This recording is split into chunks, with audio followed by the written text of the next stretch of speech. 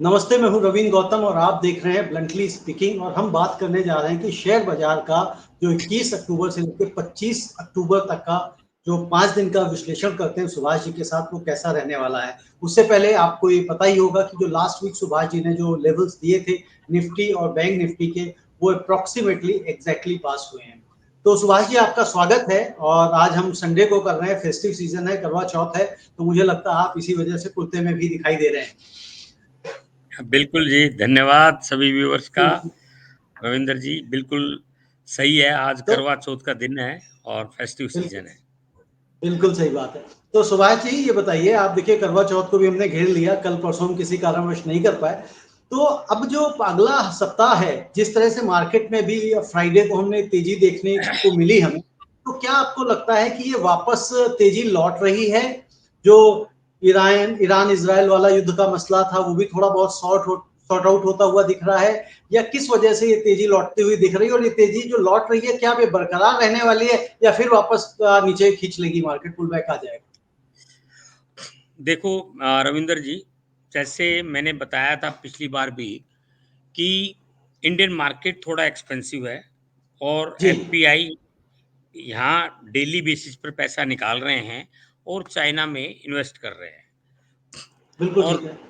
अक्टूबर के महीने में 80,000 करोड़ से ऊपर एफपीआई ने पैसा निकाल लिया थोड़े से टाइम के अंदर, पूरे अभी तक अक्टूबर के मंथ में।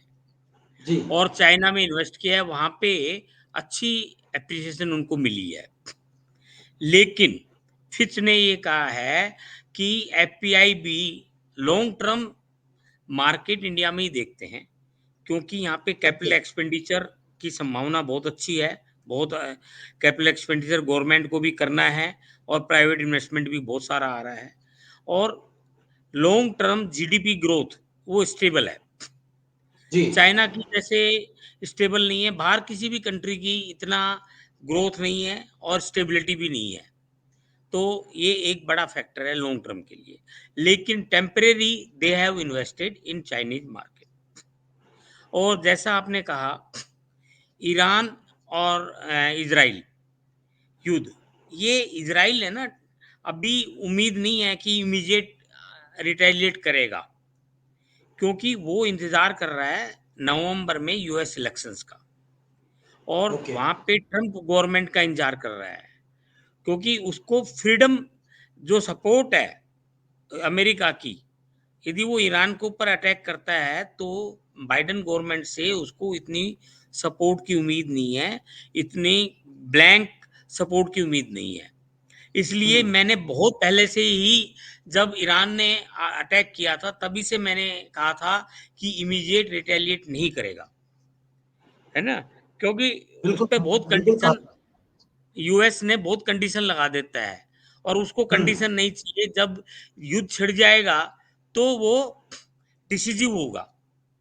बिल्कुल ठीक। इसलिए इजराइल जो है ना, इसको अभी थामे हुए है, इस पर अभी रिएक्ट नहीं कर रहा है।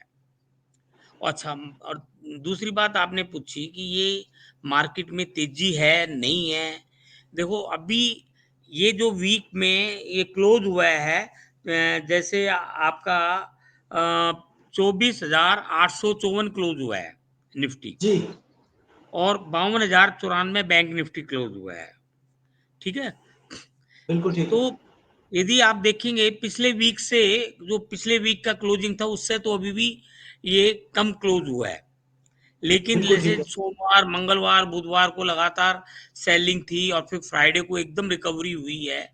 और 24,600 बहुत स्ट्रॉन्ग सपोर्ट था, एक बार उसके भी नीचे चला गया था, अब उसको क्रॉस करके वापस आ गया है और 24,854 पे हुआ है।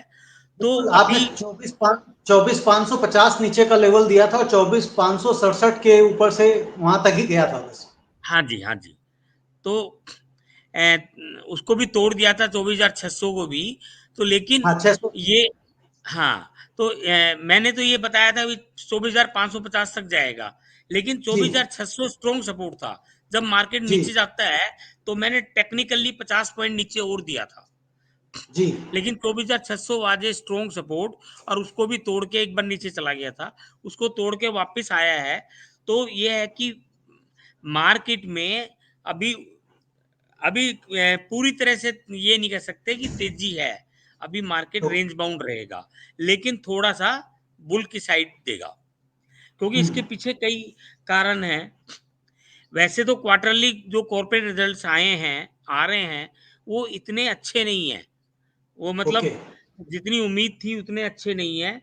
Geopolitical issues as it is maintained है, यानी money outflow as it is maintained है, बढ़ रहा है नहीं। इन्फ्लेशन जो है जुलाई अगस्त में 4% से नीचे था। फूड इन्फ्लेशन की वजह से 5.67 तक इन्फ्लेशन चला गया सितंबर में। जो रेट कट दिसंबर में उम्मीद थी आरबीआई द्वारा, वो अब आरबीआई द्वारा रेट कट नहीं होने की उम्मीद है। ठीक है जी। क्रूड के प्राइसेस जो $81 तक चले गए थे पर बैरल, वो अब 73-74 के बीच में आ चल गए रहा हैं। है, तो ये पॉजिटिव है, ये पॉजिटिव है। ठीक है जी। और और आप एफआईएफ फ्लो का मैंने बता दिया। 400 कंपनियों के रिजल्ट्स इस वीक आना है, कॉर्पोरेट के रिजल्ट्स, वो हम देखेंगे। अभी तक हमने जो रिजल्ट्स देखे हैं वो है एचडीएफसी बैंक का देखा था, कोटक महिंद्रा बैंक, टेक महिंद्रा का देखा है। वो उसके मंडे को उसके इस रिजल्ट के ऊपर रिएक्शन आने हैं। और ये अभी बहुत सारे इंपॉर्टेंट रिजल्ट्स आने हैं। जापान के इलेक्शंस नेक्स्ट वीक होना है, यूएस के नवंबर में होना है। बड़े इंपॉर्टेंट रिजल्ट आने हैं। आईसीआईसीआई बैंक के आना है, हिंदुस्तान यूनिलीवर का आना है, आईटीसी आना है, अल्ट्रा सीमेंट आना है, बजाज फाइनेंस आना है, कोल इंडिया आना है, भारत पेट्रोलियम आ रहा है, जेएसडब्ल्यू स्टील आना है। इंडिया वीआईएक्स जो ये घटा है 1.38%, 13.4 जी पर गया है, तो इससे भी स्टेबिलिटी पता लगती है। और H S B C manufacturing service और मैन्युफैक्चरिंग दोनों के पीएमआई का वो टेंटेटिव जो आता है वो आएगा। और सितंबर का जो एक्चुअल पीएमआई है वो घट गया 56.5 रह गया 57.5 से। और सर्विसेज का रह गया है 57.7 एज अगेंस्ट 60.9। मॉनेटरी पॉलिसी जैसे मैंने बताई है वो जो आनी है उसमें उम्मीद कम है। इसकी यूरोपियन की ईसीबी की मॉनेटरी पॉलिसी आई थी, वहाँ 25 पैसा घटाया है बेसिस पॉइंट। यूएस घटा ही रहा है, तो ग्लोबल पॉलिसीज वहाँ पे ईज कर रहे हैं। आरएसआई अभी ज़्यादा कंफर्टेबल नहीं है, मैन्युफैक्चरिंग का भी और इसका निफ्टी, बैंक निफ्टी का भी और निफ्टी का भी। पीसीआर 0.87 है, वो थोड़ा बुलिश की तरफ है। तो मतलब ये जो सारे फैक्टर्स मैंने बताए, ये मार्केट को ऊपर की तरफ भी नीचे की तरफ दोनों तरह के फैक्टर्स हैं, लेकिन कुल मिला के मार्केट ऊपर की तरफ लगता है। मैं आपको रेंज दे देता हूँ। जी। निफ्टी के अंदर निफ्टी 50 में 24,550 और 25,650। 25,650। हाँ जी। और बैंक मतलब निफ्टी में, हाँ जी, मोटा मोटा पिछले सप्ताह पिछले वीक वाली रेंज हो गई है। ये तकरीबन वो 550 था, ये 650 है, ये थोड़ा सा 650 ऊपर है। जा सकते। जी जी। और बैंक निफ्टी 51,550 से 53,250। बैंक निफ्टी थोड़ा स्ट्रोंग है। अच्छा, मतलब इसमें तो मतलब काफी, मतलब 2000 के आसपास 2100 पॉइंट की आपने रेंज दे दी। देखो आज मैं मार्केट में 1500 बैंक निफ्टी में एक दिन में रेंज चला जाता है ऊपर हाँ नीचे। बिल्कुल ठीक बात है, बिल्कुल ठीक तो बात है। पूरा वीक का मैं दे रहा हूँ आपको। जी जी जी। तो मतलब आपको ये लग रहा है कि बैंक निफ्टी में तेजी निफ्टी के मुकाबले ज्यादा है। हाँ जी, ये देखिए एक्सपोनेंशियल मूविंग एवरेज जो है बैंक निफ्टी और निफ्टी दोनों का पॉजिटिव साइड में है। और डेली चार्ट्स में वो शोल्डर्स वाला बन रहा है, वो थोड़ा सा बुलिश तरफ है। Okay okay. हाँ तो जी। सुभाष जी, हम खैर वैसे देख भी रहे थे कि जो पिछले वीक में बैंक हमेशा जो है ना ग्रीन में ही रहे हैं ज्यादातर। और सुभाष जी, जैसे जो 400 कंपनियों के जो रिजल्ट्स आने हैं, तो ये क्या 400 कंपनियों के रिजल्ट्स मार्केट में कुछ बहुत ज्यादा प्रभाव डाल सकते हैं ऊपर या नीचे की तरफ? अगर रिजल्ट्स अच्छे नहीं आते हैं तो क्या मार्केट में कुछ और बड़ी गिरावट भी आ सकती है क्या? नहीं, बड़ी गिरावट नहीं है। जो मैंने रेंज दिया है, मेरे को नहीं लगता इनसे इस रेंज को तोड़ेगा। फंडामेंटल लॉन्ग टर्म बहुत बढ़िया है। रिजल्ट्स कोई खराब नहीं आ रहे, लेकिन जी, जहाँ मान लो हमें उम्मीद है कि भी 15% ग्रोथ है, वहाँ 12%, 13%, लाइक दैट, एक्सपेक्टेड है ग्रोथ ना? नहीं आ रही, एक्सपेक्टेड रिजल्ट नहीं क्योंकि आ रहा। इसके पीछे कई कारण था। एक तो जैसे कैपिटल एक्सपेंडिचर गवर्नमेंट जो करती है, ये जुलाई से सितंबर में नहीं किया जाता।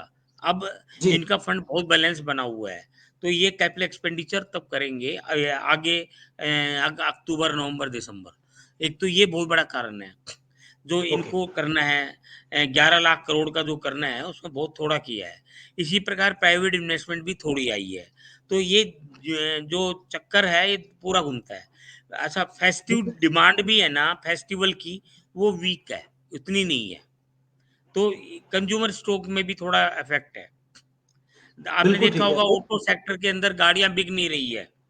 बिक तो नहीं रही अभी है। ये यदि गाड़ियां इस फेस्टिव सीजन में भी नहीं बिकी तो ऑटो स्टॉक्स वीक हो जाएंगे। बिल्कुल, क्योंकि फेस्टिव सीजन में तो गाड़ियों की डिमांड होती होती है। हाँ जी। तो सुभाष जी, एक तरह से दोबारा मैं रिपीट कर रहा हूँ, जो निफ्टी का लेवल आपने दे दिया 24,550 से लेके 25,650 का दे दिया है नेक्स्ट हाँ वीक जी। के लिए।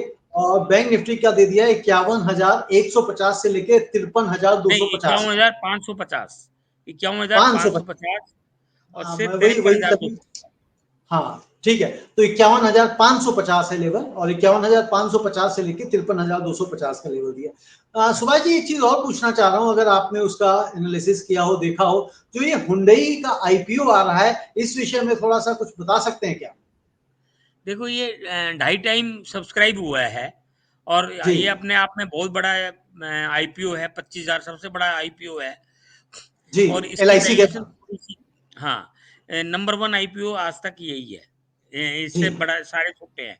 एलआईसी भी छोटा था, है ना? जो भी आए हैं, मारुति का भी छोटा था, कोल इंडिया का भी छोटा था। मतलब जितने बड़े इशू आए हैं, सबसे बड़ा इशू है इसमें। देखो इसकी जो प्राइसिंग है थोड़ी सी एग्रेसिव की हुई है, और बाकी तो कोई दिक्कत नहीं है। तो इसलिए ये 2 ढाई टाइम हुआ है। और इसमें रिस्पॉन्स जो है, क्यूआईपी का रिस्पॉन्स ज़्यादा मिला है इनको, क्योंकि ओके, उनको बड़ी इन्वेस्टमेंट करनी होती है, और वो इंडियन हम्म, मार्केट में बड़े फेवरेट है। तो यहाँ पे अच्छा पैसा उन्होंने खपा दिया है। पा लिया।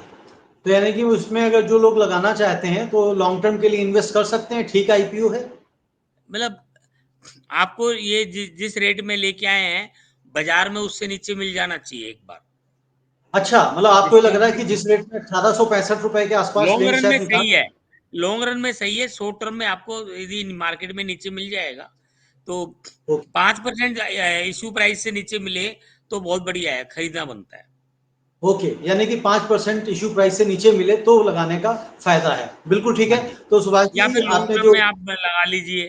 तो लॉन्ग टर्म में तो और बहुत से सारे शेयर भी हैं, तो इसलिए बिल्कुल ठीक है। मैं ज़्यादा रिकमेंड नहीं हाँ, करूँगा। बहुत सारे हैं, और ऑटोमोटिव में हम लोगों ने लास्ट टाइम चर्चा करी थी, उसमें बड़े सारे शेयर निकल के आए थे। तो ठीक है सुभाष जी, मैं समझता हूँ दर्शकों को जो लेवल के लिए इंतजार करते रहते हैं, उनको लेवल्स मिल गए हैं। और हमेशा मैं कहता हूँ इस कार्यक्रम के माध्यम से कि हम लोग ये विश्लेषण करते हैं, एनालिसिस करते हैं, और जब भी आप निवेश करें मार्केट में तो अपने वित्तीय सलाहकार की मदद सलाह अवश्य लें। और क्योंकि शेयर मार्केट बड़ा जोखिम का भरा मार्केट है, क्योंकि उसमें पैसा बचाना, कैपिटल को अपनी बचाना, ये सबसे ज्यादा जरूरी है। और जो एसएमसी ग्रुप के चेयरमैन है सुभाष जी, इनकी कंपनी का जो स्लोगन भी है, मनी वाइज बी वाइज, तो आपको मनी वाइज बी वाइज रहना है। धन्यवाद सुभाष जी, आपका बहुत बहुत। बहुत बहुत धन्यवाद जी। सभी व्यूअर्स को भी बहुत बहुत धन्यवाद, और शुभकामनाएं। करवा करवा चौथ का फेस्टिव सीजन है। हम जी, काफ़ी लेट 11:30 बज गए हैं। काफ़ी लेट हाँ, हमने दिया है प्रोग्राम। चलिए, ओके जी। बट मंडे मार्केट सुनने से पहले लोगों तक पहुंच जाएगी खबर। हाँ जी, हाँ जी, हाँ जी। धन्यवाद।